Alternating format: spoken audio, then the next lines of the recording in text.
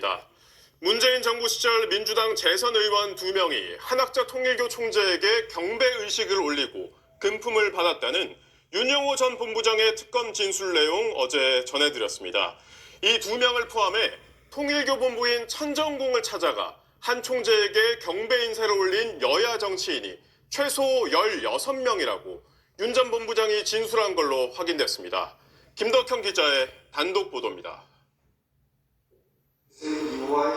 윤영호 전 통일교 세계본부장은 지난 8월 특검팀 조사에서 한학자 총재를 찾아온 여야 정치인이 최소한 16명이라고 진술했습니다.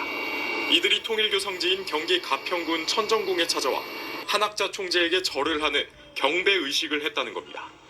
경배의식을 한 정치인은 여야 국회의원과 자치단체장 등 유력 인사들이 포함된 걸로 알려졌습니다. 지난 9월 구속된 권성동 국민의힘 의원과 윤 전 본부장이 문재인 정부 당시 금품을 건넸다고 지목한 민주당 재선 의원 2명도 포함됐습니다.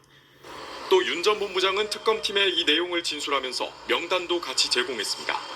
다만 이들 가운데는 통일교 측으로부터 금품을 받은 사람도 있지만 금품을 받지 않은 정치인들도 포함된 걸로 전해졌습니다. 이와 별도로 통일교 내부에선 지난 2022년 대통령 선거를 앞두고 이재명 당시 민주당 대표가 대통령 후보로 급부상하자 이재명 당시 대표 최측근인 A씨를 접촉해야 한다는 취지의 내용이 담긴 문건도 작성했는데 특검팀은 이 문서도 확보한 걸로 알려졌습니다. 하지만 통일교 측이 A씨와 실제 접촉했는지는 구체적으로 확인되지 않았습니다. 특검팀이 윤 전 본부장의 진술과 관련 문건을 확보했는데도 추가 조사 등 사실관계 확인에 나서지 않았기 때문입니다.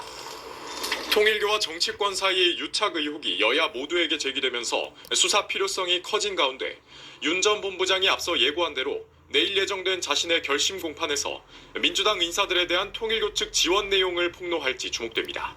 SBS 김덕현입니다.